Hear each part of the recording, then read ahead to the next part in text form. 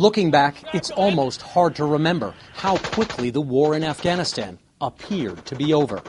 2 months after September 11th, the Taliban and al-Qaeda were driven from power by the CIA, Special Operations, and local anti-Taliban Afghan militias. In the parlance of the time, the war was fast, light, and cheap. In the first year of the war, the U.S. lost just a dozen men and spent under $4 billion. The once sacrosanct doctrine of Colin Powell, which called for overwhelming force to defeat an enemy, suddenly looked outdated. Drones and special ops made regime change seem easy. So easy, hawks in the Bush administration quickly decided to settle an old score with Saddam Hussein. Within 2 months of the Taliban falling, already US special forces were being withdrawn to be retrained from Iraq. I mean, an incredible error.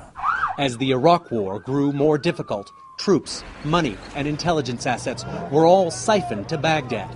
In Afghanistan, the war entered what many now call the lost years. President Obama inherited a disaster in Afghanistan.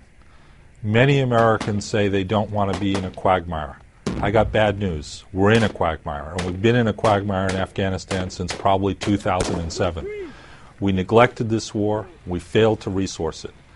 We are now engaged in a very bold gamble to try to turn that around. That gamble was announced last December by President Obama at West Point, a surge of 30,000 troops, now led by the most celebrated American general of his generation, David Petraeus.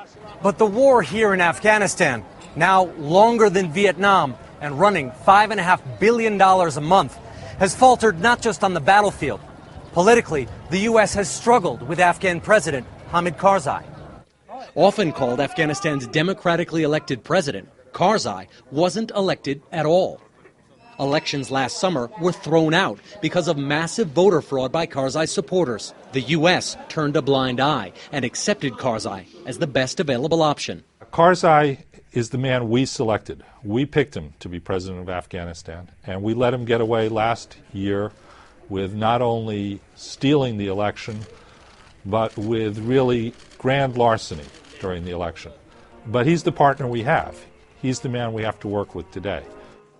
Corruption in Karzai's government has undermined his credibility.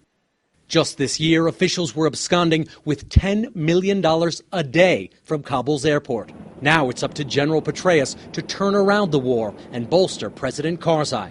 And the White House has given him just a year to show results.